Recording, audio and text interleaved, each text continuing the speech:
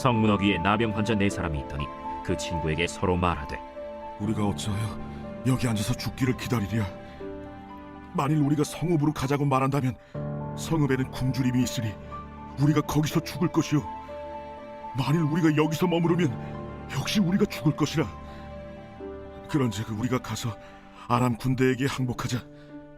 그들이 우리를 살려두면 살 것이요, 우리를 죽이면 죽을 것이라 하고 아람 진으로 가려 하여 해질 무렵에 일어나 아람 진영 끝에 이르러서 본즉 그곳에 한 사람도 없으니 이는 주께서 아람 군대로 병거 소리와 말 소리와 큰 군대의 소리를 듣게 하셨으므로 아람 사람이 서로 말하기를 이스라엘 왕이 우리를 치료하여 햇사람의 왕들과 애굽 왕들에게 값을 주고 그들을 우리에게 오게 하였다 하고 해질 무렵에 일어나서 도망하되 그 장막과 말과 나귀를 버리고 진영을 그대로 두고 목숨을 위하여 도망하였습니다.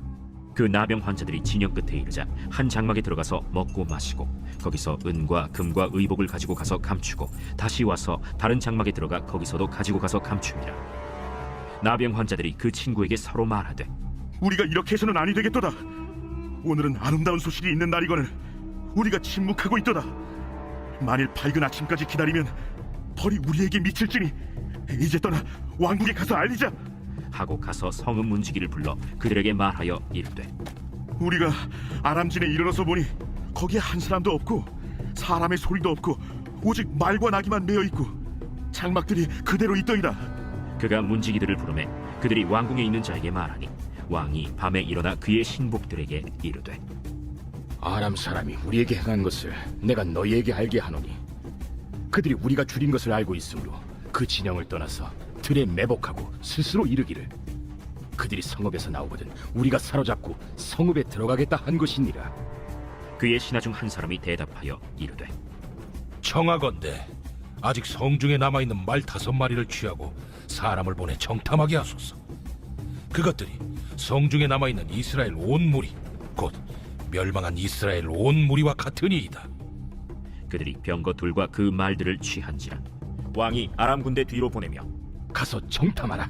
그들이 그들의 뒤를 따라 요단에 이른즉 아람 사람이 급히 도망하느라고 버린 의복과 병기가 길에 가득하였더라.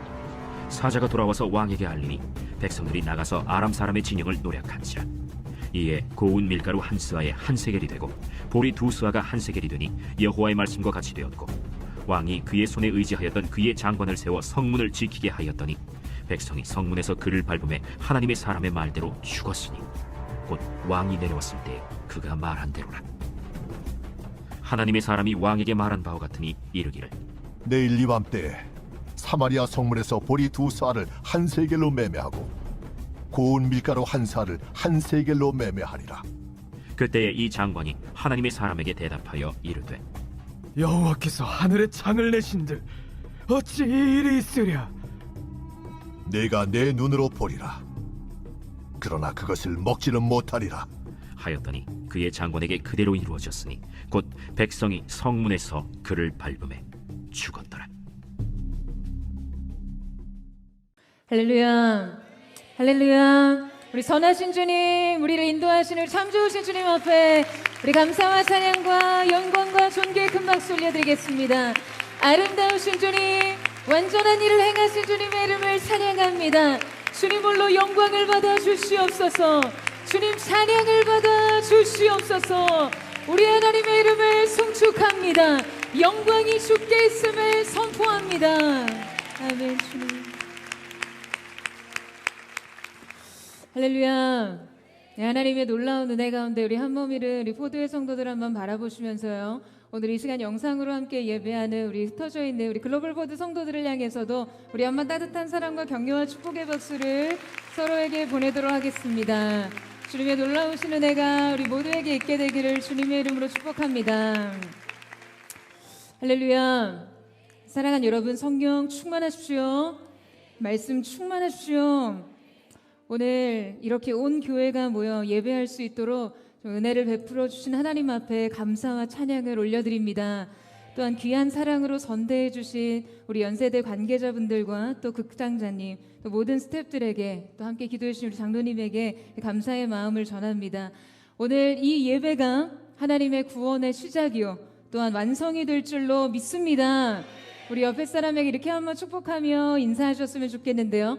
하나님께서 하실 것입니다. 이렇게 한번 축복하시겠어요? 하나님께서 하실 것입니다. 믿음대로 일하실 주님의 이름을 축복합니다. 선포합니다. 주님 앞에 영광을 올려드립니다. 할렐루야. 우리 다시 한번 주님 앞에 감사와 찬양과 영광의 박수 올려드리겠습니다. 네, 여러분은 기적이 언제 어디에서 시작된다고 생각하십니까? 네, 보통 우리는요, 크고 중요한 장소, 준비된 사람들, 전략적인 환경에서 기적이 일어날 것이라고 기대합니다. 하지만 실제 우리의 삶을 들여다보면 가장 예기치 못한 곳에서 가장 평범하거나 평범 이하의 존재들을 통해 새로운 변화가 시작되기도 합니다. 1995년 미국의 옐로스톤 국립공원에 굉장히 매우 심각한 위기 상황이 펼쳐지는데요. 바로 이곳에 사슴 개체수가 폭발적으로 증가함에 따라 초목이 과도하게 소비되면서 강둑이 무너지고 물고기의 생태계도 파괴되고 하천의 흐름까지 바뀌는 이 생태계의 붕괴가 발생하게 됩니다. 전문가들은 이에 대한 강력한 개입과 문제 해결이 필요하다라고 판단했고, 이 사슴의 개체수를 제거하기 위해서는요, 거대한 맹수, 사자나 곰과 같은 최상의 포식자를 투입해야 한다라고 했는데요. 그러나 우리나라 충청남도보다도 넓은 규모의 옐로우스톤의 생태계를 회복하기 위해 투입된 것은요, 다름 아니라 14마리의 늑대였습니다. 14마리의 늑대가 이 생태계 복원을 위해 방생되었을 때 과학자들은 이 효과가 너무나 작고 미미할 것이라고 회의적이었지만 단 14마리의 늑대들을 통해 결국 옐로우스톤의 이 먹이사슬은 안정을 되찾게 되었고요. 식생이 회복되며 화천이 되살아나는 생태계 회복의 기적이 일어났습니다. 이 소수의 보통의 존재들이 일으킨 변화들로 인해 결국 토양 침식이 감소하며 강의 흐름까지 바뀌면서 황폐화된 환경에 획기적인 회복이 일어나게 된 것이죠. 이 옐로우스톤의 거대한 생태계를 회복한 것이 강력한 최상의 포식자가 아니라 14마리의 늑대들이었듯이 오늘 본문은 우리에게 미약한 인생들에게서 시작된 뜻밖의 구원의 소식을 전합니다. 전혀 기대하지 못했던 존재들로 인해 시작된 놀라운 변화, 전혀 예상치 못한 방식으로 구원을 베푸신 하나님의 역사 말이죠. 오늘 우리가 함께 살펴볼 말씀은 북이스라엘 왕국과 아람 왕국 사이 갈등을 배경으로 합니다. 북이스라엘은 솔로몬 사후에 지속적으로 아람과 충돌을 겪었는데요. 당시는 엘리사 선지자가 활동하던 시기였고요. 북이스라엘은 요람 왕이 통치하던 시기였습니다. 자, 그런데 이때 아람을 다스리던 하사엘이 강력한 군대를 이끌고 북이스라엘을 공격합니다. 여러분이 고대 사회 전쟁에 있어서요, 가장 중요한 승리의 전략은 공성전이었어요. 적군의 성읍들을 완전히 둘러싸고 식량과 물자, 보급로를 차단해서 항복을 유도하는 그런 전술이죠. 적국에 의해 성이 포위를 당하면요, 이후 성 안의 자원들이 완전히 소진되면서 내부의 병사와 주민들은요, 극한의 생존 상태에 몰리게 됩니다. 그리고 이것이 장기전으로 치닫게 되면 성 안의 사람들은 기근과 또 역병 등의 문제로 스스로 항복하기에 이르게 되는 것이죠. 자, 그러니까 당시 사회에서 이 성을 차지하는 게 얼마나 큰 의미인지 여러분 대충 짐작이 가시나요? 이 성은 국가의 방어와 생존의 핵심 요소였고 왕과 백성을 보호하는 최후의 보루였습니다. 높고 견고한 성벽의 방어선 역할이 국가의 운명과 아주 이렇게 직결되는 그런 기능이었던 거예요. 자, 그런데 오늘 우리는 바로 이 성이라는 특정 공간을 기준으로 펼쳐지는 매우 흥미로운 사건을 대하게 되는데요. 오늘 말씀은 이 아람 군대에 의해 사마리아 성이 완전히 포위됐을 때 이 성 안에 존재하던 사람들과 이 성 밖으로 내몰린 사람들의 이야기입니다. 인간의 생존, 권력, 신앙이 집약된 이 핵심 공간을 기준으로 하나님의 이야기가 어떻게 펼쳐지는가 말이죠. 여러분, 본래 성은요, 외부의 위협으로부터 백성을 보호하는 방패였죠. 사마리아의 성 안에는 왕과 군대, 백성들이 있었습니다. 그러나 적군의 포위 속의 성은요, 갇힌 공간, 고통의 공간이 되어버립니다. 본래 성 안에 거하던 사람들은 보장된 이 안전 속에서 안주하며 살고 있었지만 정작 적군에 둘러싸이자 그냥 하루 아침에 이 공간은요, 감옥처럼 탈출할 수도 없고 완전한 절망에 갇혀버리게 된 것이죠. 그들은 이 성의 포위로 인해 인간이기를 포기할 만큼 매우 극단적인 기근 상태에 빠지게 됩니다. 이 기근은요, 단순히 어떤 음식의 부족이 아니라 신뢰의 기근, 희망의 기근까지도 의미하는 것이에요.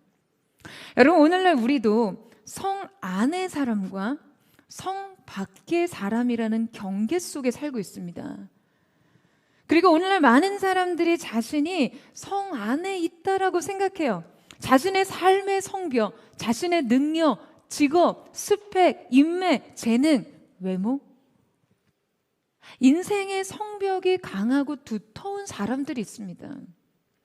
하지만 삶에 예상치 못한 위기가 찾아오면 성 안의 사람들도 철저하게 무력함을 경험하게 된다는 것이죠. 심각한 고립과 결핍 속에서 신앙도, 이성도, 윤리도, 자기 능력도 아무 힘을 쓰지 못하는 그러한 상황 직면 말이에요.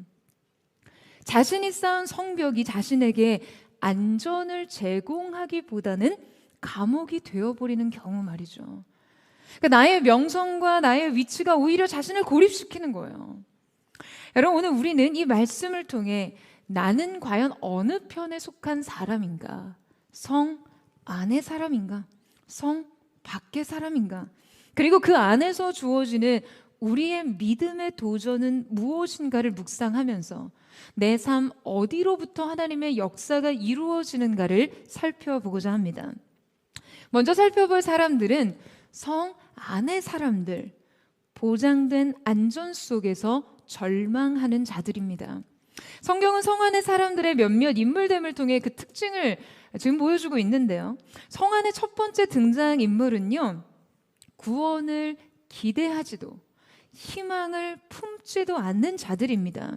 기록에 의하면 사마리아 성의 포위 상황은 매우 극단적인 기근의 상태였어요. 그러니까 여러분, 이 기근이 얼마나 극심했냐면요, 성 안의 식량이 완전히 바닥이 나면서 나귀머리 하나에 은 80세겔, 비둘기똥 4분의 1갑이 은 5세겔에 거래될 정도로 심각했죠.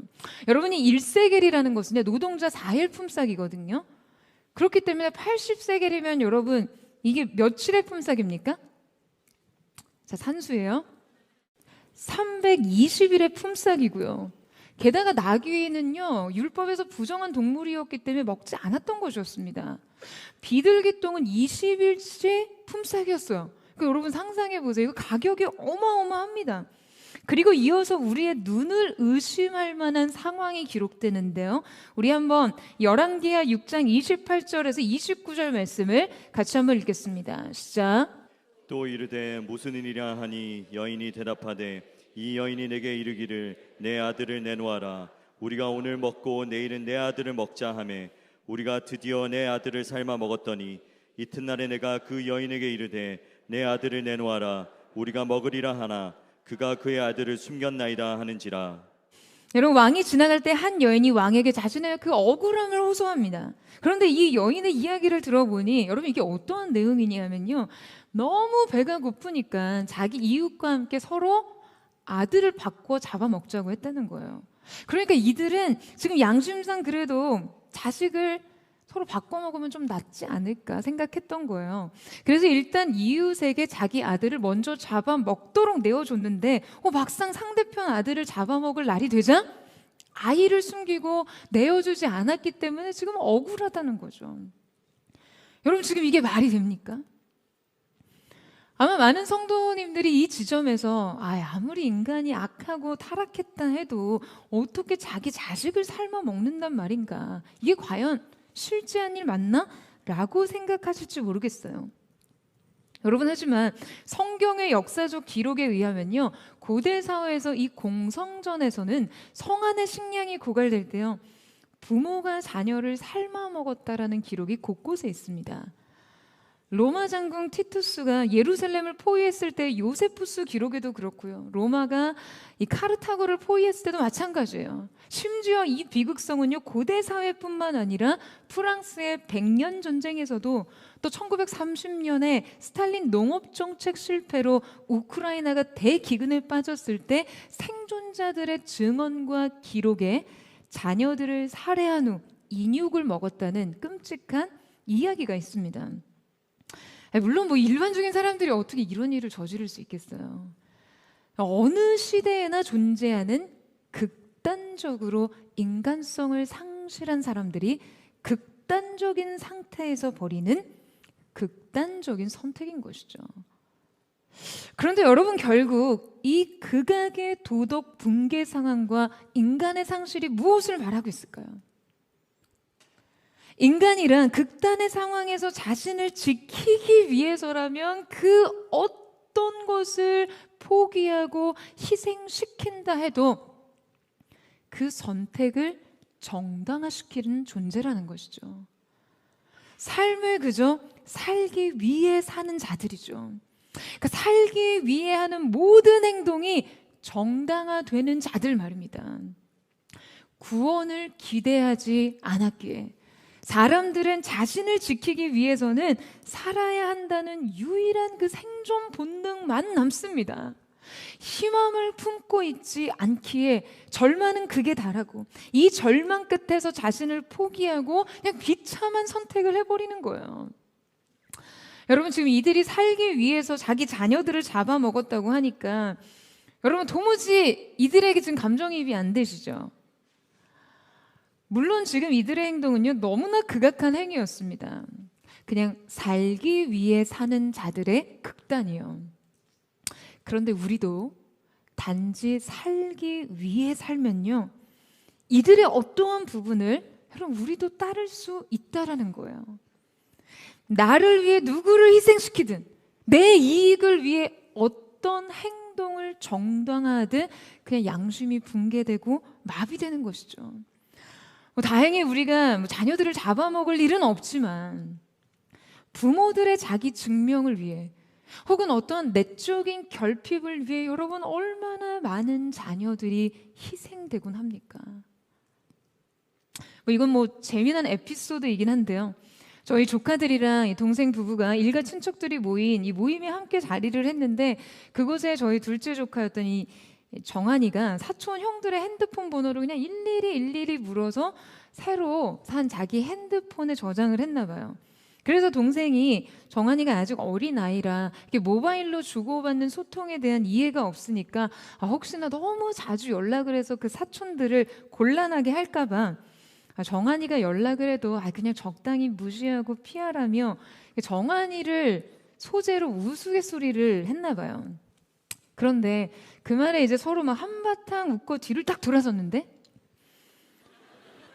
그 뒤에서 바로 정한이가 너무나 축 처진 어깨와 그 슬픈 얼굴로 자신을 바라보고 있더래요. 단지 누군가를 배려한다는 의미였지만 어쨌든 아들을 웃음의 대상으로 삼은 게 너무 미안해서 그 이야기를 모두 듣고 있었을 정한이를 보고 화들짝 놀랐다는데요. 그런데 그때 정한이가 하는 말이, 엄마가 어떠한 일이 있어도 가족을 희생시켜서는 안 된다고 했잖아. 그러니까 분위기를 좋게 하기 위해서 나를 희생하지 말아줘 라고 하더라는 거죠. 그럼 되게 우습죠. 그때 저희 조카가 초등학교 1학년이었는데요. 그러니까 그 어린 아이도요, 그 농담과 웃음에 자신이 희생된다라고 생각했던 거예요. 이건 아주 사소한 에피소드에 불과합니다만, 여러분, 우리가 부모라는 이유로 우리도 모르게 때로 자녀들의 인격과 감정과 미래와 인생을 희생시키고 있지는 않는지를 한번 돌아볼 만하죠.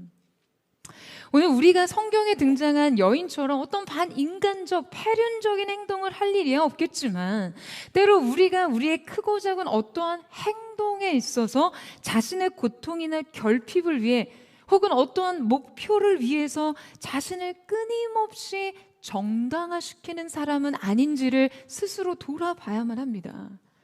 우리가 위로부터 오는 구원을 기대하지 않을 때 여러분, 인간은요 스스로를 포기하고 망가뜨리게 되는 존재라는 것을 언제나 기억해야 돼요.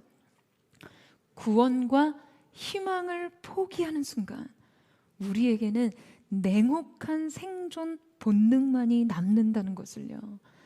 그리고 결국 이것은 우리 자신을 포기하는 일과 마찬가지죠. 여러분, 저는 언제나 포드의 성도들이 위로부터 부어지는 구원을 기대하는 그 소망의 사람들 되기를 주님의 이름으로 축원합니다. 성안의 사람 두 번째는 바로 구원을 기대하면서도 거부하는 자, 왕의 모습입니다. 우리 함께 6장 31절과 33절 말씀을 같이 한번 읽겠습니다. 시작. 왕이 이르되 사밧의 아들 엘리사의 머리가 오늘 그 몸에 붙어 있으면 하나님이 내게 벌 위에 벌을 내리실지로다 하니라. 무리와 말을 할 때에 그 사자가 그에게 이르니라. 왕이 이르되 이 재앙이 여호와께로부터 나왔으니 어찌 더 여호와를 기다리리요. 자, 여러분, 왕은요 앞서 자식을 잡아먹었다는 여인의 이야기를 듣고 너무나 참담한 마음에 괴로워하다가 이 절망 속에서 하나님을 원망하며 선지자 엘리사를 죽이려는 결정을 내립니다. 그러니까 왕의 이 결정은 하나님을 향한 신뢰 부족과 정치적 생존 본능 그리고 극한의 심리적인 압박이 결합된 결과였어요. 여러분, 그는 이 심각한 기근 속에서 자신에게 향하는 책임과 분노를 감당하기 힘들었습니다. 여러분, 그래서 어떻게 했어요? 그래서 어땠습니까? 하나님을 원망합니다. 그래서 하나님의 존재를 예표하는 선지자를 죽이려고 하는 거죠. 그는 이 재앙의 종식과 하나님이 그 구원이 하나님으로부터 온다는 사실을 알고 있었지만 정작 그 구원을 기대하면서도 동시에 그 구원을 거부하는 모순을 보입니다. 여러분, 왜 그런가요? 아니, 어떻게 구원을 기대하면서도 그 구원을 거부하는 이런 왜곡된 신앙의 모습을 보일 수 있나요? 이때 구원에 대한 기대와 신뢰 속에 지금 여러분 무엇이 끼어들고 있나요? 여러분, 뭐가 끼어들고 있어요? 원망이 끼어 있습니다. 당시 왕은 이 국가적인 재난 상황에 대해 그냥 하루빨리 구원을 베풀지 않는 하나님에 대한 깊은 실망과 원망을 품고 있었어요. 하나님의 구원을 원했지만 자신이 원하는 때와 자신이 원하는 방식대로 응답이 오지 않자 하나님을 원망하게 된 것이죠. 여러분, 생각보다도 우리의 삶에서요, 이 원망이라는 감정은요 굉장히 강력한 믿음의 방해물입니다.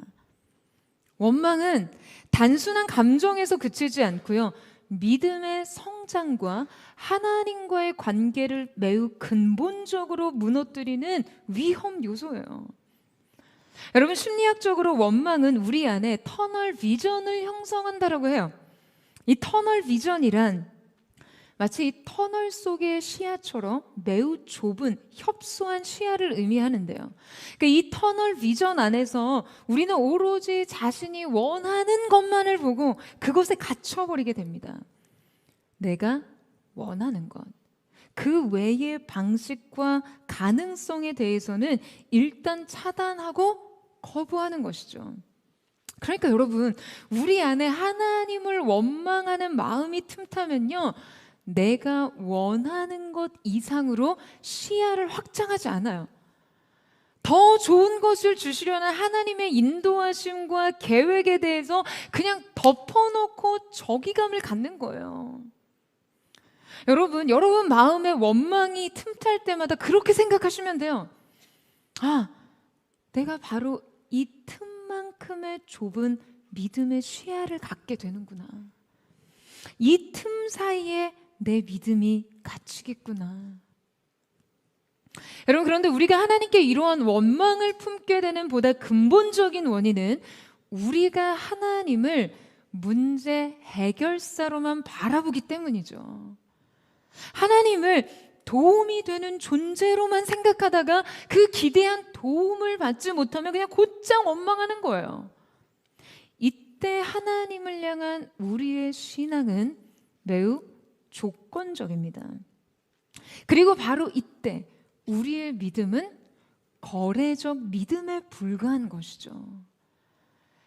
하나님을 믿으면 잘 될 것이라는 그 보상적 기대가 깔려 있는 믿음 말이에요.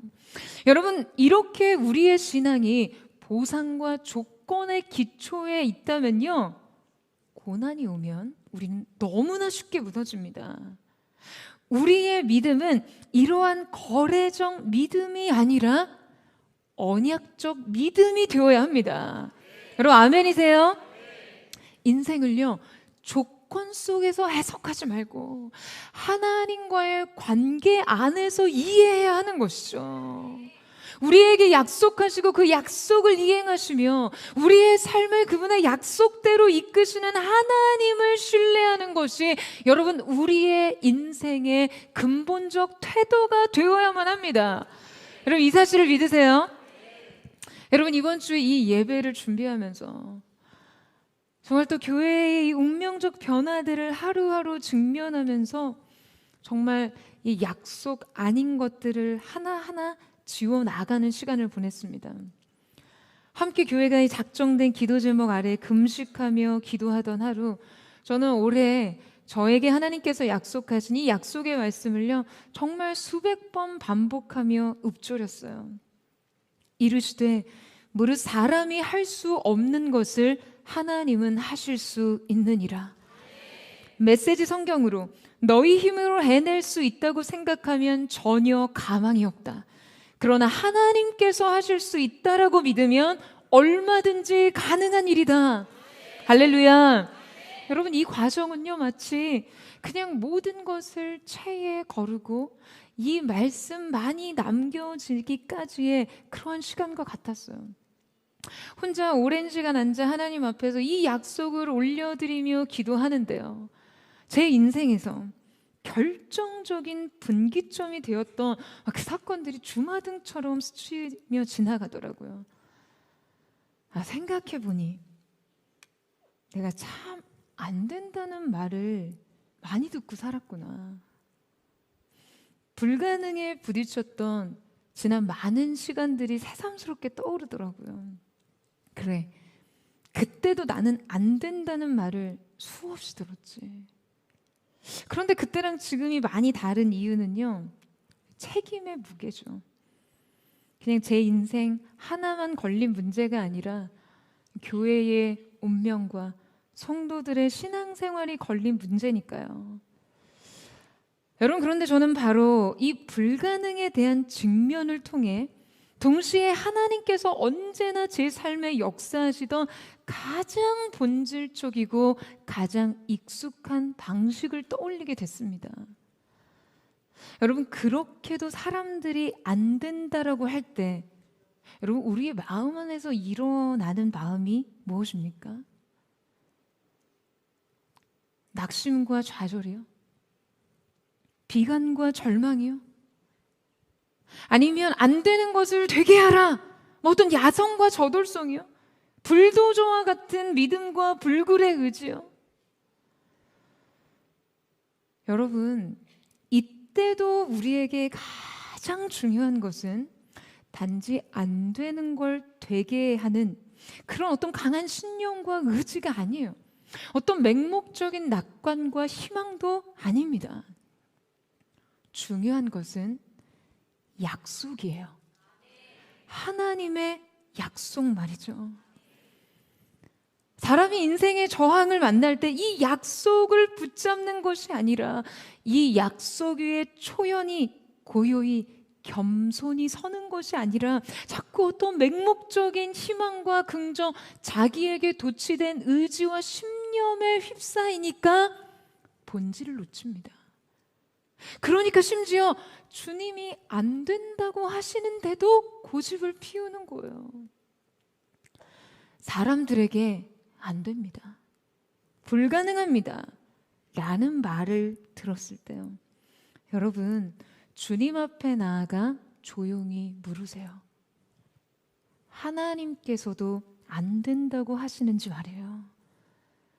여러분, 일의 결정은 하나님께 있기 때문에 그 믿음으로 질문하십시오. 만약 하나님이 안 된다고 하시면 당연히 안 되는 거죠. 그런데 하나님께서 안 된다고 하시지 않았다면, 다만 그저 온 세상이 안 된다고 하는 것이라면 기다리세요. 주님이 말씀하시기까지 약속 위에서, 약속 위에 무릎을 꿇고 기다리십시오. 여러분, 우리가 이 언약적 믿음 안에 있을 때 이 약속의 성취의 과정에서 일어나는 모든 일들은요, 우리 안에 하나님을 향한 기대와 소망, 신뢰와 사랑을 무너뜨리는 것이 아니라 이 모든 것들을 더욱 증폭시키며 성장시키게 됩니다. 바로 이 성장의 여부가 거래적 믿음과 언약적 믿음의 근본적 차이를 드러내는 것이죠. 저는 사랑하는 포드의 성도들에게 이 언약적 믿음이 있기를 주님의 이름으로 축원합니다. 일의 결정은 하나님께 있음을 믿는다면 주님이 무엇이라고 말씀하시는지 귀 기울여 듣고 그 음성에 순종할 수 있는 믿음의 사람들 되시기를 축원합니다. 성 안의 사람들의 세 번째 인물은 왕의 장관, 바로 구원을 기대하면서도 신뢰하지 않던 자였습니다. 우리 함께 1절에서 2절 말씀을 같이 한번 읽겠습니다. 시작. 엘리사가 이르되 여호와의 말씀을 들을지어다. 여호와께서 이르시되 내일 이맘때에 사마리아 성문에서 고운 밀가루 한 스아를 한 세겔로 매매하고 보리 두 수아를 한 세겔로 매매하리라 하셨느니라. 그때의 왕이 그의 손에 의지하는 자 곧 한 장관이 하나님의 사람에게 대답하여 이르되 여호와께서 하늘의 창을 내신들 어찌 이런 일이 있으리요 하더라. 엘리사가 이르되 내가 내 눈으로 보리라. 그러나 그것을 먹지는 못하리라 하니라. 자, 여러분, 이때 엘리사는 성 안의 사람들에게 하나님의 기적적인 구원을 선포했는데요. 바로 내일 이맘때 하나님의 풍성한 공급이 우리 앞에 있을 것이라는 거예요. 그런데 이때 이 엘리사의 선언에 왕의 장관은요, 매우 냉소적인 태도로 반응합니다. 그가 말하기를 여호와께서 하늘에 창을 내신들 어찌 그런 일이 있으리요? 라는 거죠. 하나님의 구원을 기대하면서도 결코 그것을 신뢰할 수 없다는 거예요. 어찌 이런 일이 있으리요? 라는 말씀에는 구원에 대한 기대와 신뢰 사이에 여러분 지금 무엇이 끼어들어 있는 것이죠? 바로 계산이죠. 현실에 대한 계산이 끼어들어 있습니다. 그의 믿음은요, 현실에 완전히 잠식당합니다. 현실이 믿음을 삼켰어요. 이때 그가 붙드는 믿음의 체계는 현실 분석과 계산 외에는 아무것도 아닙니다. 그렇게 현실 값에 대해서는 치밀하게 계산을 하면서도 하나님에 대해서는, 믿음에 대해서는 1도 더하지 못하는 자, 그냥 아주 비참하고 초라한 인생인 것이죠. 여러분, 예수님께서 우리에게 어떠한 믿음을 요구하셨죠? 겨자씨 한 알과 같은 믿음만 있어도 이 산을 들어 저리로 옮길 것이라고 하셨어요. 할렐루야. 여러분, 그러니까 이게 무슨 말입니까? 기적이 일어나기 위해서 이 작은 씨 한 톨만이라도 내 믿음을 보태야 한다라는 거예요. 그런데 그 믿음의 비참함, 믿음의 민난, 이 믿음의 바닥 상태는요, 이 한 톨을 못 더합니다. 계산기만 두드리고 있지 거기에 1도 못 더해요. 하나님의 셈법은요, 더하기 1이 여러분 뭡니까? 하나님의 더하기 1은 뭐예요? 무한입니다. 전능이에요. 여러분 아멘이세요? 여러분 왜 그런가요? 아니 겨자씨 한 알만 있어도 내 눈앞에 이 산을 지금 옮기신다고 하잖아요.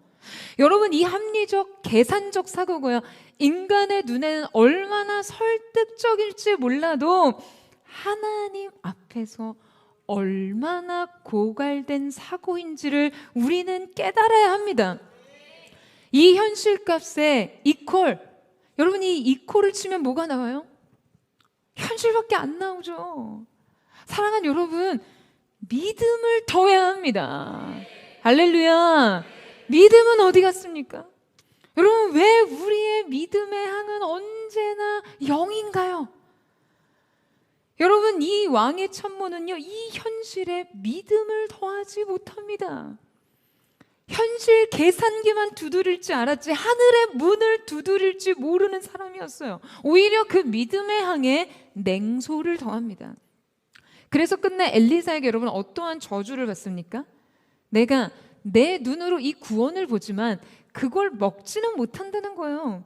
그러니까 하나님의 역사의 목격자는 될 수 있을지언정 그것을 그가 누리지는 못한다라는 거죠. 여러분, 하나님께서 하나님의 놀라운 기적이 베풀어진 그날 그는 비참하게 이 기적을 목도하는 사람들 사이에서 죽습니다. 성경은 그가 성문에서 밟혀 죽었다라고 기록하고 있어요. 그가 성문, 즉 성 안과 성 밖의 경계의 장소에서 밟혀 죽었다는 것이 저에게는 굉장히 특별한 의미로 다가왔습니다. 분명 오늘 말씀 속에서 이 성이라는 공간을 지금 매우 의미 있게 다루고 있다는 거죠. 여러분, 오늘 말씀은 이 성이라는 공간을 기준으로 매우 대조적인 상황을 전개하는 듯해 보입니다. 성에 많은 상징성을 부여하고 있다는 것이죠. 어쩌면 성경이 지금 우리에게 던지는 질문이 이런 거 아닐까요? 인생이 적군에게 포위되는 순간 우리가 쌓은 성벽이 어떤 의미인가? 이 성 안의 공간은 과연 보호의 공간인가? 고립의 공간인가? 성 안은 과연 안전한가? 하나님께서 이 성을 성답게 사용하시지 않는다면 과연 인간이 쌓은 이 성이 인생에 있어 제 기능을 할 수 있는가? 오히려 우리가 쌓은 성 안에서 물질적 성공, 물질적 안정을 느끼며 하나님을 향한 우리의 믿음을 지키지 못할 때 여러분, 이 성은 결정적인 날들의 갇힌 공간, 절망의 공간이 될 수 있다는 거예요. 이 단절은요, 외부의 공간뿐 아니라 하나님과의 단절까지도 상징할 수 있습니다. 여러분, 놀랍게도 바로 이 절망의 날들, 기근의 날들, 포위의 날들에 구원이 임하는 곳은 어디였습니까? 오늘 하나님의 구원이 베풀어진 장소는요, 바로 성 밖이었어요. 심지어 성 안에 속하지도 못하고 철저하게 소외되고 배척되고 격리된 존재였던 성 밖에 나병 환자들에게 베풀어 줍니다. 이제 우리는 성 밖의 사람들, 그러나 하나님께 선택된 사람들에 대해 살펴보고자 하는데요. 성 밖의 사람들, 4명의 나병 환자, 그들은 구원을 기대하지 않았지만 구원을 받은 자들이었습니다. 여러분, 그들은요, 성 안에 들어올 수도 없는 존재였어요. 그렇게 성 밖의 공간은 실패의 공간, 비참한 공간, 처절한 공간이죠. 그러니까 애초에 이 성 밖은요, 구원의 가능성이 차단된 공간입니다. 여러분, 고대 사회에서 이 전쟁의 날 성 밖에 거한다는 것은 어떠한 의미일까요? 여러분, 우리가 어린 시절에 이렇게 선 긋고 게임 하잖아요. 술래가 막 잡으러 들어올 때 선 안에 들어오면 삽니다. 동심이 어린 시절을 어떻게 보내셨을까요? 여러분, 선 밖에서는요, 무조건 붙잡히는 거예요. 술래에 저항하지 못하고 그냥 잡힙니다. 그러니까 여러분, 고대 사회에서 전쟁이 나면 무조건 성 안으로 들어가야 돼요. 성 밖은 모조리 죽음이거나 포로로 잡히거나 둘 중에 하나입니다. 이 성을 경계로 그 안과 밖은 죽음의 경계예요. 그 나병 환자들이 지금 성 안에 거주하지 못했다는 것은요, 단순한 공간적 격리를 의미하는 것이 아니었어요. 고대 도시 국가에서 성 안에 거주한다는 것은 법과 정치적인 보호를 받는다는 의미였습니다. 그러니까 성 밖의 사람들이라는 것은 국가적 보호와 이 지원에서 완전히 배제된다는 의미였는데요. 이걸 그냥 아주 쉽게 말하자면 그냥 그들은 이미 죽은 목숨으로 취급하는 거예요. 결국 성 밖에서도 포위전이 진행될수록 식량이 바닥난 상태였고 그들은 구걸을 할 대상조차 없는 극한의 상황에 놓이게 되는 거죠. 성 안의 삶도 거부됐고 성 밖에서도 희망이 없는 상태였어요. 그래서 여러분 급기야 그들이 어떠한 선택을 내리게 되죠? 그들이 아람 군대에 제발로 찾아가는 일이 벌어진 거죠. 어차피 희망일랑 없으니까 아람 군대에 가서 투항을 하자는 거예요. 그러면 뭐 때로 포로들을 살려주기도 하니까 그냥 자기의 목숨을 운명에 내어 맡긴 거죠. 어차피 여기에 있으면 죽을 확률 100%. 그런데 투항을 할 경우 뭐 죽을 확률 100%까지는 아니니까요. 여러분 그들의 선택은 애초에 하나님을 향한 믿음의 선택은 아니었습니다. 그들의 선택은 그저 어차피 죽을 거 그냥 신락 같은 희망에 전부를 걸어보자 라는 자폭적인 결정에 불과했어요. 다만 이것은 단순한 절망적 결단이기보다는 어떤 절박한 생존 본능으로부터 나온 선택이었던 것이죠. 그런데 그들이 아람 군대를 찾자로 무슨 일이 있었습니까? 그들이 적의 진영에 이르자 너무 황당하게요. 적군은 아무도 없고 진이 텅 비어 있었어요. 그래서 이 나병 환자들이 즉시 장막에 들어가서 그냥 적군이 차려놓은 그대로 남기거나 음식을 먹었고 음과 금과 의복을 챙겼습니다. 여러분 이거 대체 무슨 일입니까? 대체 무슨 일이 일어난 것일까요? 자, 우리 함께 6절 말씀을 같이 한번 읽어보도록 하겠습니다. 시작. 이는 주께서 아람 군대로 병거 소리와 말소리와 큰 군대의 소리를 듣게 하셨으므로 아람 사람이 서로 말하기를 이스라엘 왕이 우리를 치려하여 햇사람의 왕들과 애굽 왕들에게 값을 주고 그들을 우리에게 오게 하였다 하고. 자, 여러분 이 4명의 나병 환자들이 적의 진영을 향해 가는데요. 자, 하나님께서 아람 군대로 하여금 말과 병거의 소리를 듣게 하십니다. 그들은 이 소리가 이스라엘 왕이 헷족속과 애굽 군대 연합군을 고용해서 지금 역습을 하려고 한다라고 착각하게 돼요. 여러분 아람 군대는요 사마리아 성을 오랫동안 포위하고 있었죠. 원래 이 고대 전쟁에서 가장 중요한 것은 병참, 즉 보급과 심리 전술인데요. 포위전이 오래 지속되면서 포위된 사람뿐만 아니라 이제 공격군도 함께 지쳐가고 사기가 떨어지기 마련입니다. 보통 이 공성전을 위해서는 병력이 성 주변에 이렇게 가늘고 길게 배치가 됩니다. 그런데 그때 그래서 사람들 사이에 전달되는 어떤 소문이라든지 작은 변화와 이것이 심리적으로 매우 민감하게 반응될 수밖에 없죠. 그런데 이때 예상치 못한 대규모 군대의 진격 소리를 듣게 됐다고 생각해 보세요.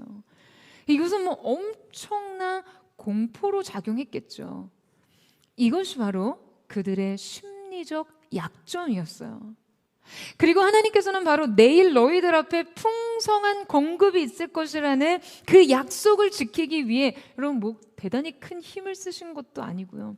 굳이 군대를 소집하고 뭐 진격해서 피를 흘릴 것도 없이 그냥 영적 세계의 음소거를 잠시 해지하시고 그들 귀에 들려주셨을 뿐이었는데요. 결국에 아람 군대는 이 병거와 군대의 소리에 전열을 가다듬고 방어할 생각을 할 새도 없이 그냥 무작정 도망하기에 이릅니다. 즉 조직적 후퇴를 한 것이 아니라 그냥 아비규환적 혼란과 공포 속에서 목숨을 구하기 위해 모든 것을 버려두고 그냥 필사적으로 도망치는 대혼란이 벌어진 거예요. 인간의 방식으로 전혀 생각지 못한, 전혀 예상할 수도 기대할 수도 없던 하나님의 방식의 구원이었습니다. 여러분 놀라운 기적이에요.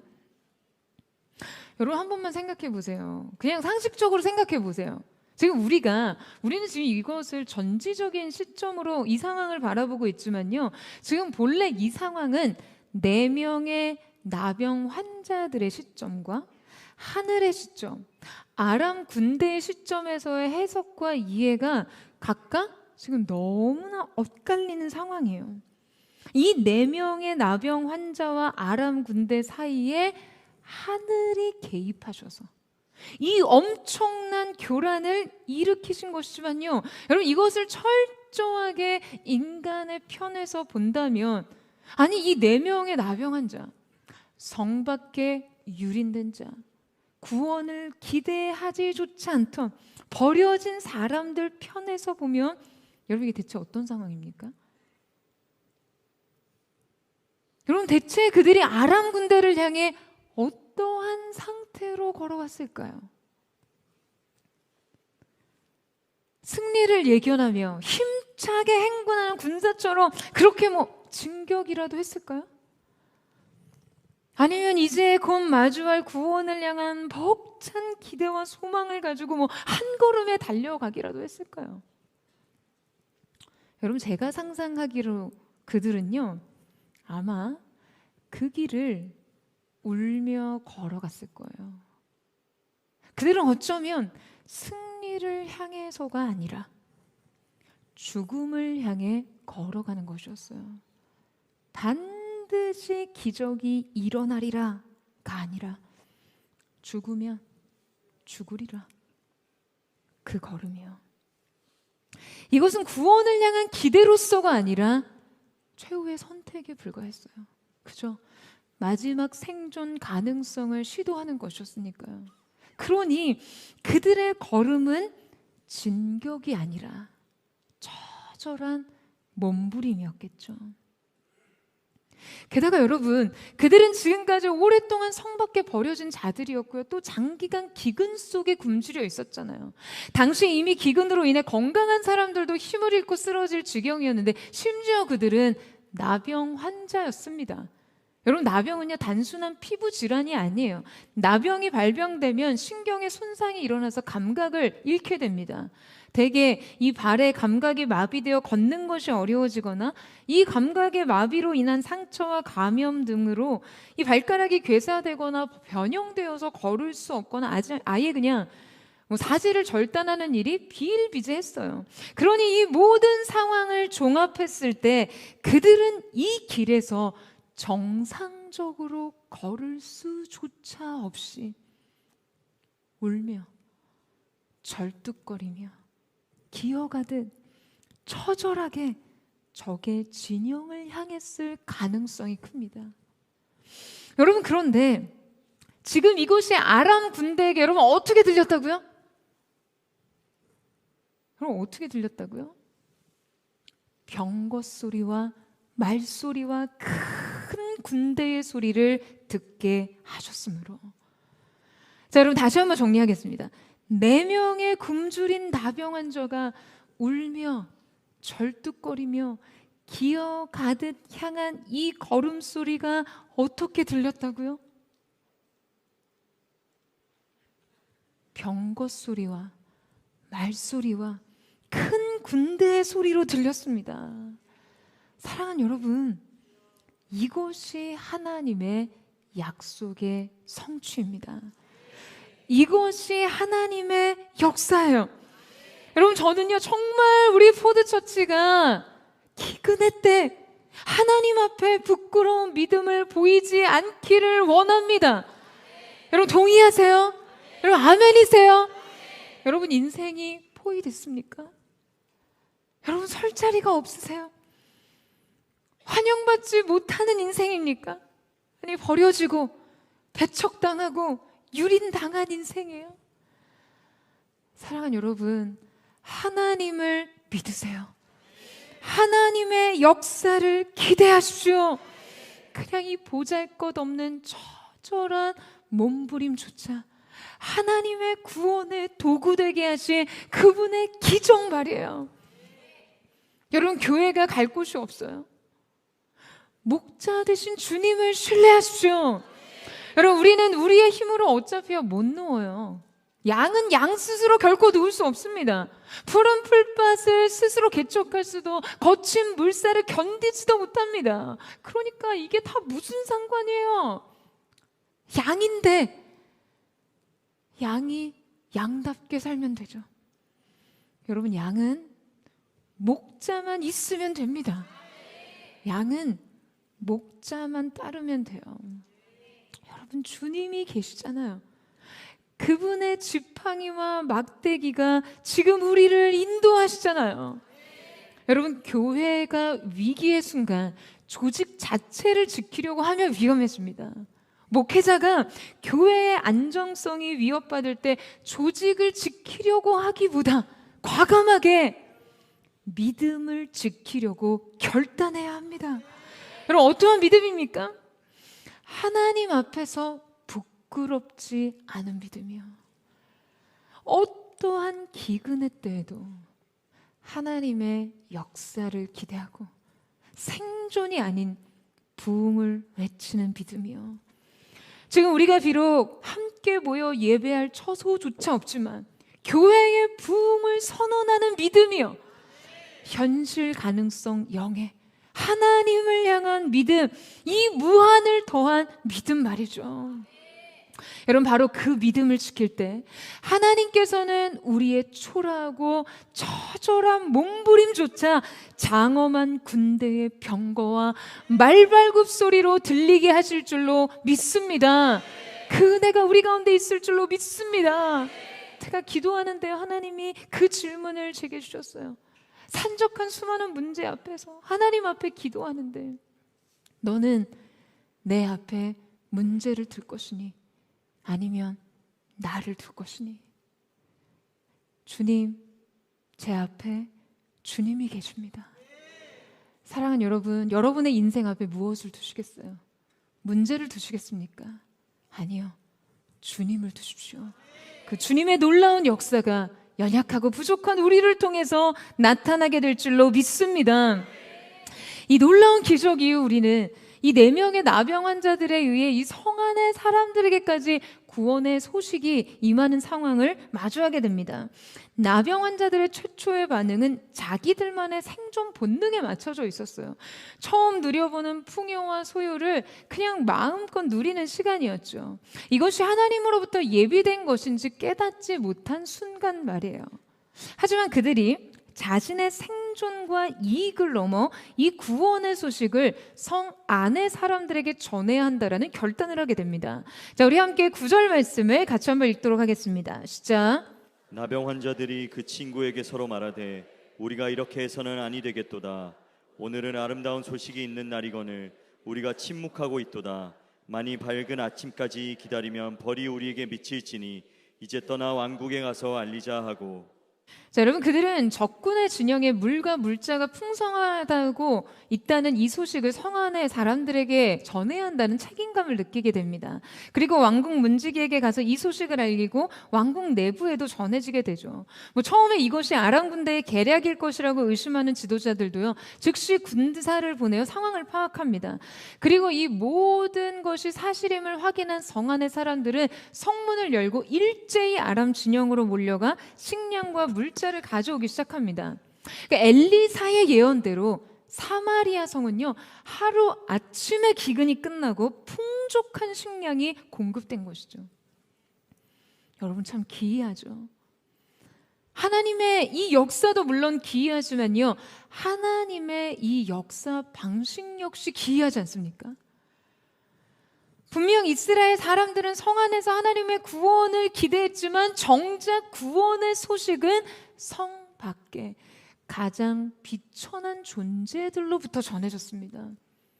부정한 자들의 자리, 버려진 자들의 자리로부터 말이에요. 여러분, 이렇게 하나님의 역사는 종종 성 밖에서 시작됩니다. 인간이 만든 경계를 하나님께서 무너뜨리기를 원하시기 때문이죠. 여러분, 우리도 종종 우리 자신을 성 밖의 사람이라고 느낄 때가 있습니다. 실패한 사람, 소외된 사람, 버려진 사람, 하지만 오늘 이 말씀은 그런 인생들을 향해 질문을 던집니다. 과연 성 밖은 절망의 공간인가? 아니면 가능성의 공간인가 하는 질문 말이에요. 우리의 잘못된 인생 이해와 믿음의 체계를 무너뜨리는 질문이요. 이 처절한 환경에서 열린 기적의 가능성, 이 비참한 공간으로부터 비롯된 구원의 기회, 인생의 고통에 대한 새로운 해석을 여러분 우리에게 던지고 있는 것입니다. 여러분, 그런데 이 말씀을 이렇게 이해하고 묵상하면서도 제 안에 여전히 남아있는 한 가지 잘 해소되지 않는 질문이 하나 있었어요. 그것은 하나님께서 약하고 천하고 소외된 자들을 통해 그분의 역사를 이루신다고 하지만, 아니 아무리 그렇다고 해도 하나님을 향한 열망과 구원에 대한 의지조차 명확하게 보이지 않았던 이들을, 지금 이 핵심적인 자격과 조건조차 갖추지 못한 자들을 대체 왜 택하셨을까 하는 질문 말이에요.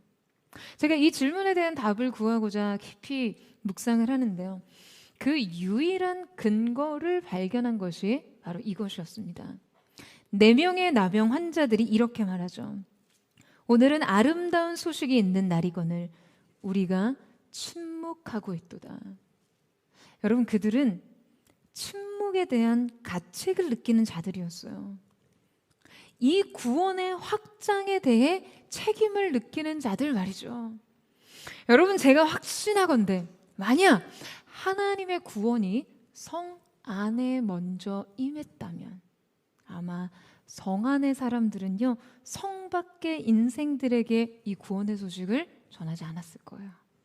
자신의 생존을 위해 여러분 자식까지도 잡아먹는 사람들이 성 밖의 인생들을 돌아볼 리 있었겠어요?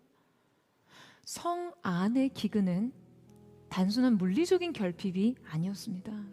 오로지 자신의 생존에만 급급한 자들, 오로지 경쟁과 독식에 급급한 자들에게 나눔과 확장은 자신을 위협하고 불안하게 하는 요소였죠.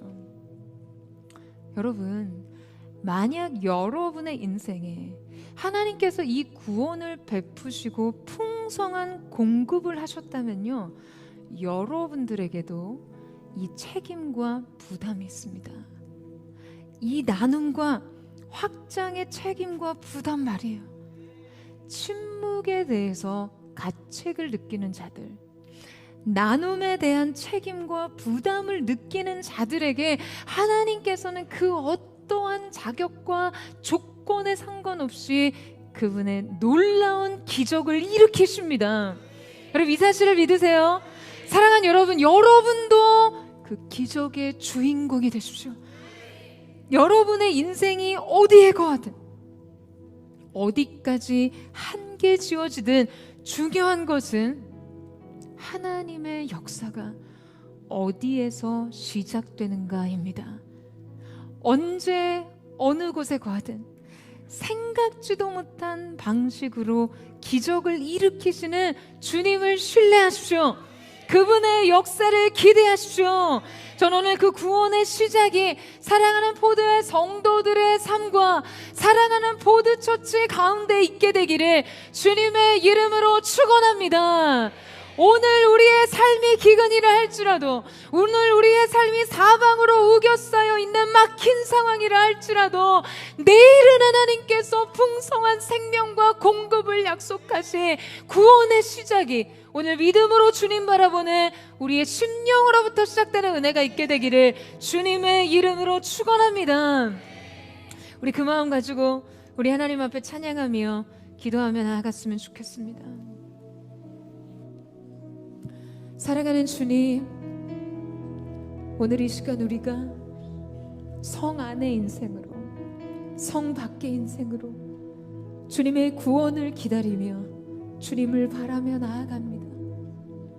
심각한 기근의 때를 만났던 사방으로 적군이 우겨싸인 포위의 상황 속에서 주님, 열린 하늘을 바라볼 수 있는 믿음의 사람들이, 포도의 성도들이 되게 하여 주시고, 미약하고 연약하고 볼품없고 초라한 그 어떠한 믿음의 자격과 요건을 갖추지 못한 우리의 존재를 통해서 처절하게 그저 하나님의 도우심을 구하며 그저 하나님의 긍휼을 구하며 절뚝거리며 기어가듯 신음하는 우리의 몸부림마저도 말과 병거의 소리, 군대의 말발굽 소리가 되게 하실 그 하나님의 기이한 역사를 기대하며 나아갑니다. 주님, 오늘 이 가운데 임재하시고 하늘의 문을 여셔서 주님, 우리로부터 시작된 구원이 아닌 하나님으로부터 시작된 그 구원의 역사를 만나는 시간 되게 하여 주시옵소서. 우리 그 마음 고백하며 우리 함께 찬양하며 기도하며 나아가겠습니다. 두려운 마음 가진 자여 놀라지 말라. 주 너의 하나님 강한 손으로 주 이름 부를 때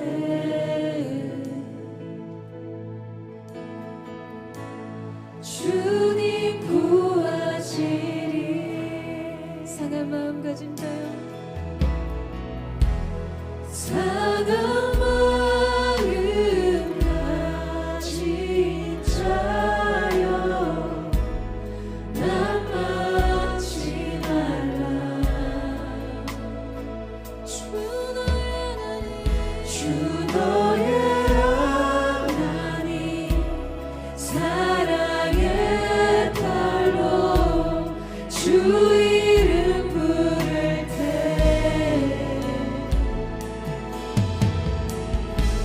주님 구하시리.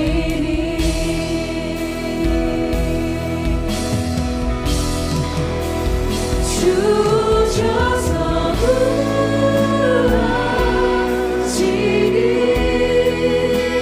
주셔서 구원하시리.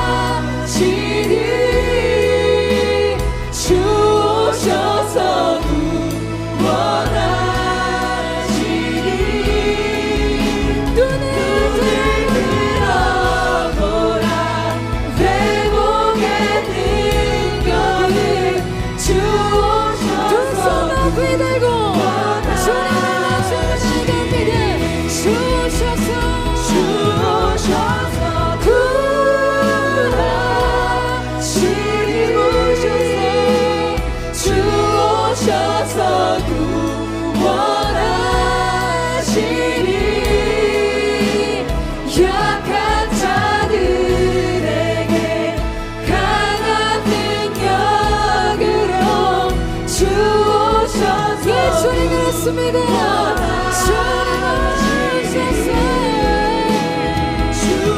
주오셔서 구하시리 주오셔서 구원하시리 눈을 들어보라 회복의 눈을 들어보라 회복의 눈을 들어보라 회복의 능력을 주오셔서 구원하시리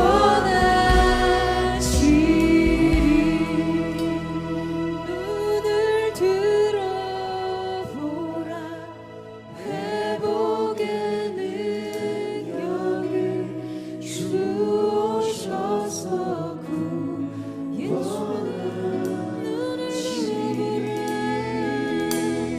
눈을 들어보라 회복의 능력을 주오셔서 구원하시리.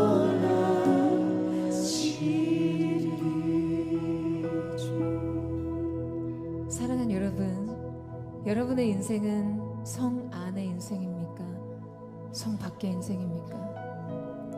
인생 생존과 성공과 형통과 안위를 위해 인생의 성을 구축하고 물적, 인적, 인생의 자원들을 예비했어요. 그러나 여러분, 하나님으로부터 시작된 인생의 결정적인 날들의 이 성 안의 삶은 무의미함을 우리는 오늘의 말씀을 통해 배우게 됩니다. 성 밖의 인생은 어떻습니까?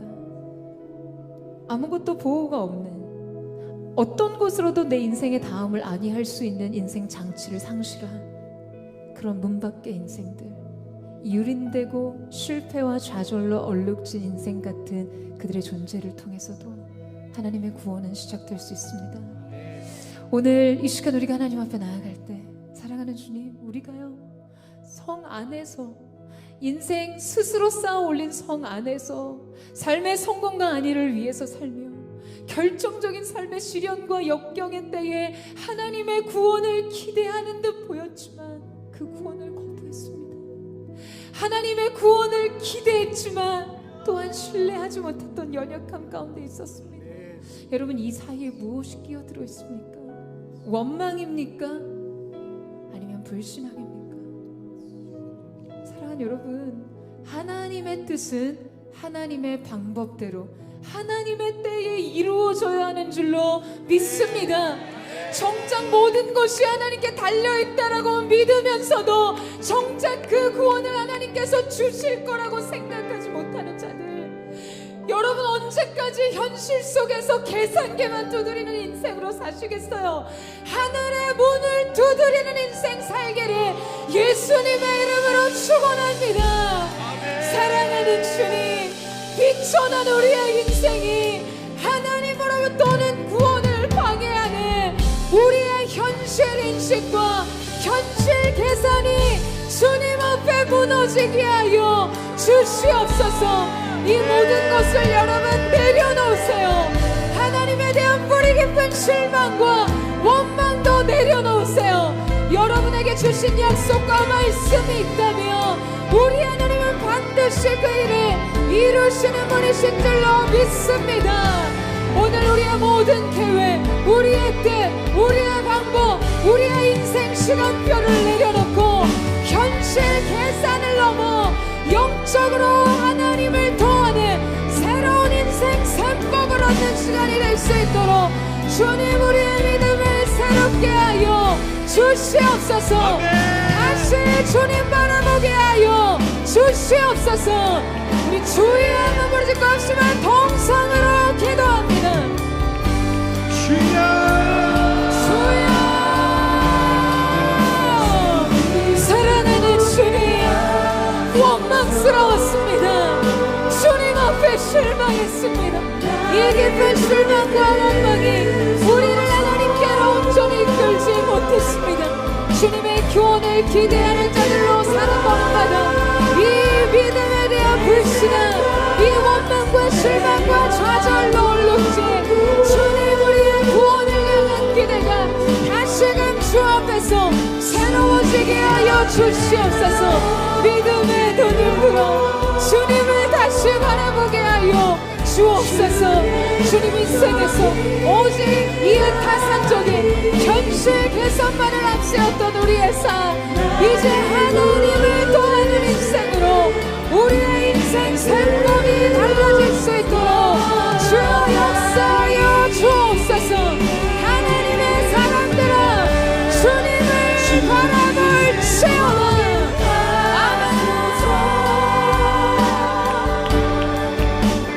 나를 붙드소서.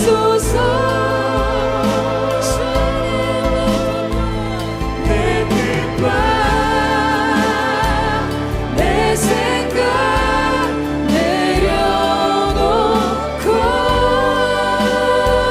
주님 앞에 엎드려 주님 앞에 나 엎드려 주의 음성 주의 음성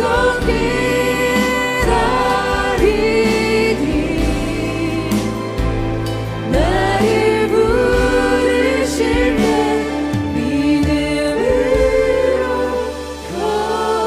걸어가리.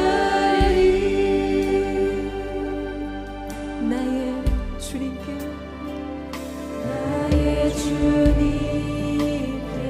주께 찬양 드리며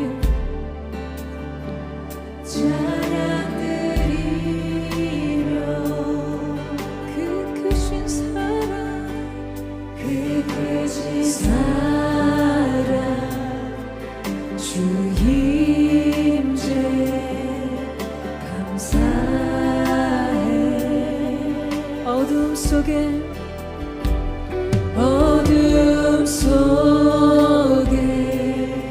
찾아오신 주님 찾아오셔서 주님의 영광 주님의 영광 보게 하시네. 의심하는 나를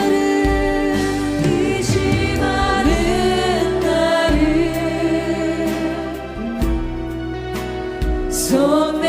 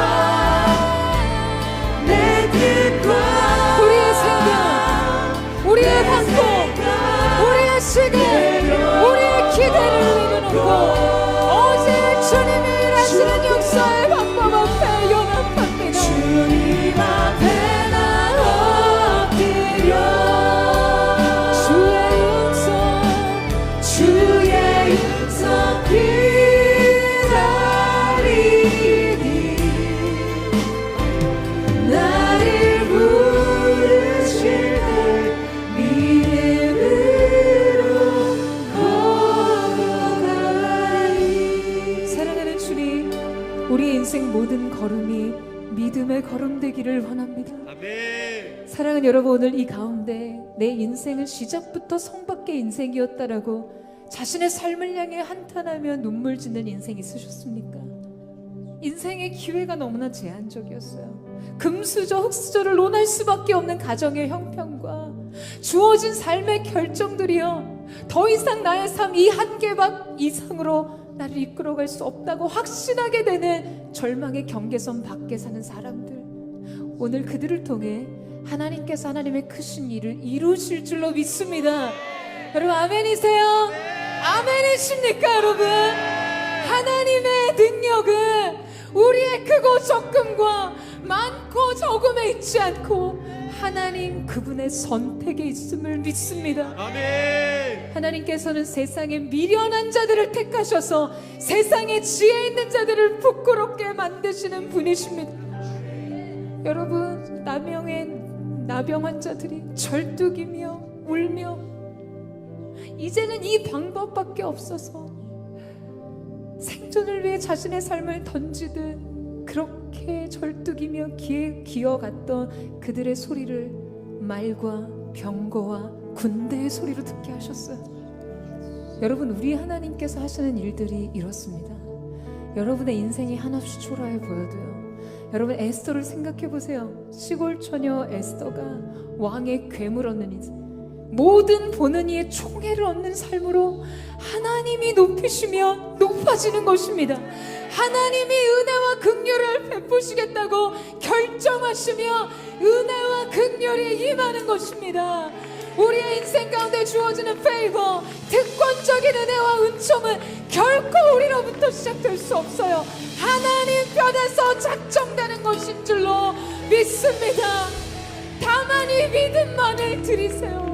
부끄럽지 않은 믿음이요, 그 어떠한 때도 하나님을 기대하는 믿음을 통해 우리 주님께서 주님의 일을 이루실 줄로 믿습니다. 여러분, 이 시간 우리 구체적으로 기도합시다. 하나님, 내 인생 절뚝입니다. 부족합니다. 쓰러지듯 사라질 것 같이 연약한 나의 삶의 걸음을 주님 말과 병거와 군대의 소리로 세상이 듣게 하여 주시옵소서. 이것이 바로 하나님의 전능이 더해지는 인생, 이것이 바로 하나님의 무한히 덧입혀주는 삶인 줄로 믿습니다. 여러분, 약속이 명한 자리로 나아가세요. 말씀을 주신 곳으로 나아가십시오.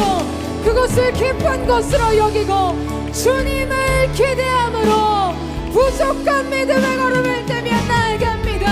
우리 전심으로 주님 앞에 주여 세 번 부르짖고 기도합니다. 주여, 주여, 주여, 주여. 사랑하는 주님, 세상의 미련한 자들을 택하여 부족하고 연약한 자들을 택하여 세상의 죄 있는 자들을 부끄럽게 만드시는 성밖의 인생, 유린당하고 좌절하고 실패와 절망 가운데 얼룩져져 있는 인생을 통해 주님의 구원의 소식을 시작하게 하셨습니다. 오늘 이 시간 우리의 인생이 바로 그런 하나님의 놀라운 은총의 시작점에 이르게 하여 주옵소서. 절뚝이며 절망과 실망 속에 한 걸음을 걷는 우리의 걸음이 주님 편에서 말과 병거와 분노의 소리로 세상이 듣게 하시는 그 하나님의 역사를 보게 하여 주시옵소서. 내 인성의 나라의 역사치우다 내 하나님의 풍성한 목소리 시작될 것을 선포합니다. 우리의 성도들의 삶 속에 이들을 위한 인생의 삶이다. 믿음으로 걷는 이 한 걸음이 세상이 듣기에 분노의 소리가 되게 하시고 우리는 말과 병거를 지시하지 않고 영원히 의지하며 그 설세 역사하여 주시옵소서. 의지하여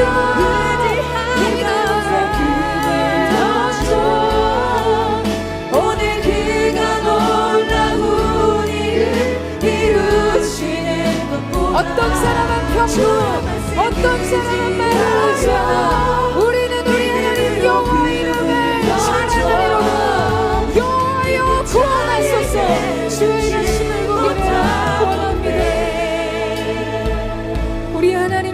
능력과 전능이 더해지는 시간 되게 하여 주옵소서. 전능하신 나의 주 하나님, 능치 못하실 일정 주님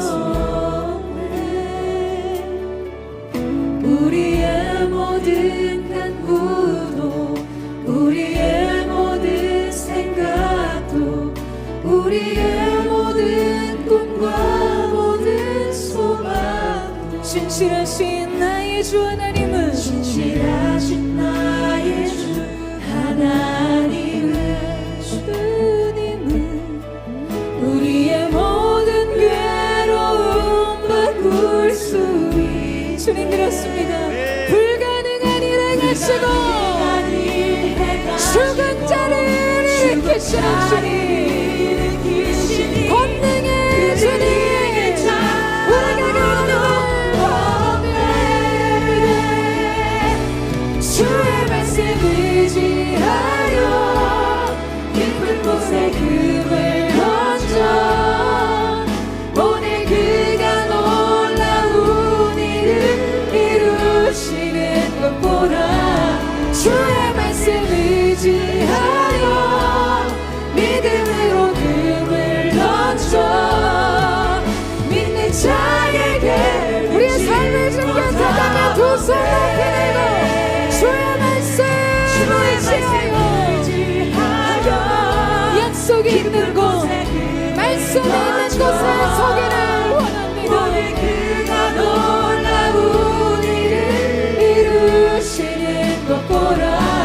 주의 말씀 의지하여 믿음으로 금을 던져 믿는 자에게는 지 못함 없네. 믿는 자에게는 주님 그렇습니다. 믿는 나에게는 지 못함 없네. 믿는 자에게는 지 못함 없네.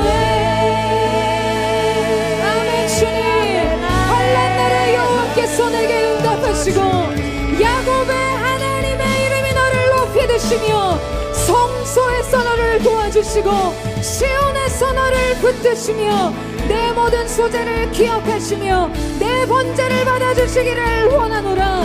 내 마음의 소원대로 허락하시고 내 모든 계획을 이루어 주시기를 원하노라. 아멘. 주님의 구원이 임하게 하여 주시옵소서. 이 시간 우리가 한 번 더 기도하며 나아갈 때 우리 사랑하는 몸된 교회 포드처치를 하나님 손에 의탁하며 우리 마지막으로 한 번 더 기도하며 나아가기를 원합니다. 주님, 엘리사가 선포했던 것처럼 내일 이 성에 풍성한 공급이 시작될 것이다. 여호와의 구원의 시작을 선포했듯이 사랑하는 포드처치가 약속하신 말씀 위에서 무릇 사람으로는 불가능한 일, 그러나 하나님으로는 능히 하실 수 있는 그 일들을 바라보며 나아가기를 원합니다. 사람들은 말과 병과를 의지하나 우리는 여호와 하나님의 이름을 자랑하리로다. 왕이여 구원하소서. 여호와여 구원하여 주시옵소서. 그 새로운 구원의 소식이 시작되었음을 선포합니다. 또한 포도처치가 하나님의 구원의 역사를 세상 가운데 전하네. 침묵하지 않는 자들로 이 모든 상황에서도 부흥을 선포하는 거룩한 하나님의 몸된 교회 되게 하여 주시옵소서. 문을 열어 주시옵소서. 예배 처소를 열어 주시옵소서. 주여 세만 부르짖고 포도처치의 다음 걸음을 의탁하며 주님의 은혜가 이곳에 있게 하여 주옵소서. 선포하며 동성으로 기도합니다.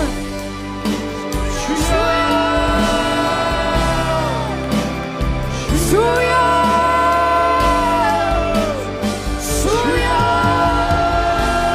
사랑하는 주님, 오직 하나님만이 하실 수 있는 그 일들을 기대합니다. 인간의 불가능에서 시작된 하나님의 가능의 역사, 기적과 같은 하나님의 구원의 역사가 주님 우리 가운데 펼쳐지게 하여 주옵소서. 주님 예비하신 은혜, 예비하신 긍휼,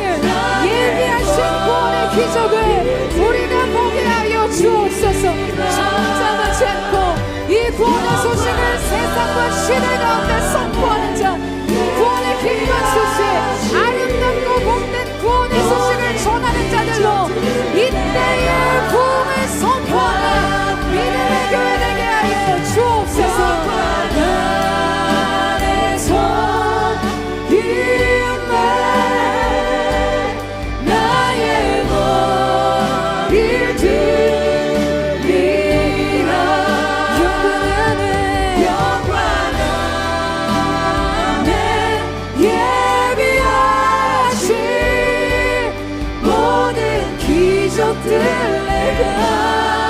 우리 주님은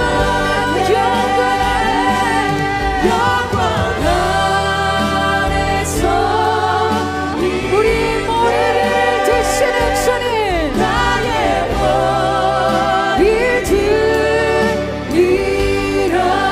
영광 안에 예비하신 모든 기적들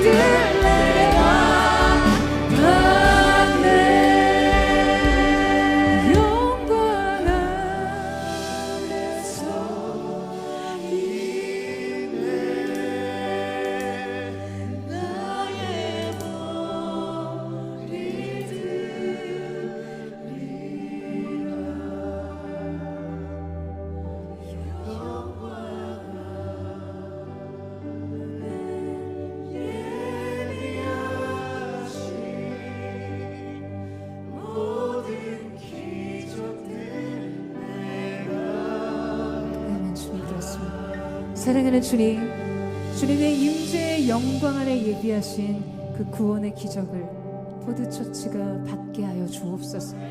포드처치가 믿음으로 누리게 하여 주옵소서. 내일 이 성의 구원과 풍성한 양식과 공급이 있을 거라는 엘리사의 선언이 그 포드를 향한 하나님의 선언이 되게 하여 주시옵소서. 문들아 머리를 들지어다. 영원한 문들아 너희 머리를 들지어다. 볼지어다 내가 내 앞에 열린 문을 두었을 때 등이 닫을 자가 없으리로다.